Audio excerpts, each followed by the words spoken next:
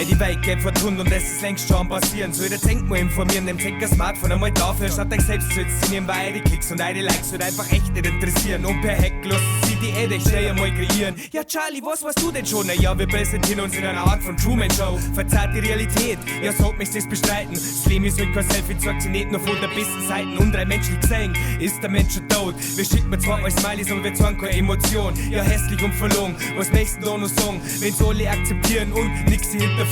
Moderner Sklavsche brav, brauchst du daue Grenzen. Es war schon immer so, hey, ich zähl mich nicht zum Menschen. Denn ich bin nicht von der Welt und das wird's es wie so checken. Das Universum spricht keine Sprache, Herzen spricht Frequenz. Dein Wert liegt in dem, was du bist und nicht, was du hast. Bitte check das, sonst fickt's da dein Kopf. Und selbst wenn's der Chef bist, du bist nicht der Boss. Wenn für die alles nur Geld ist, dann bist du nicht Frau. Dein Wert liegt in dem, was du bist und nicht, was du hast. Bitte check das, sonst fickt's da dein Kopf. Und selbst wenn's der Chef bist, du bist nicht der Boss. Wenn für die alles nur Geld ist, dann bist du nicht Frau.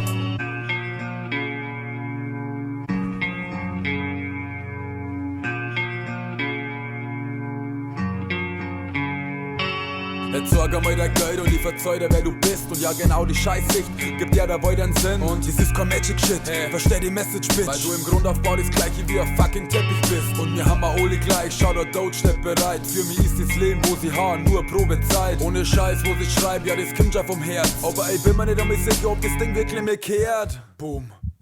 Und das Leben wird so verschiedene Sachen. Aber das können wir nicht sagen, wenn wir aus jedem Scheiß Probleme machen. Zeit ist relativ, aber vergeh du jetzt trotzdem. Und wenn's verrickst, ist scheißegal, ob du ein Nix oder Boss bist. Fotze.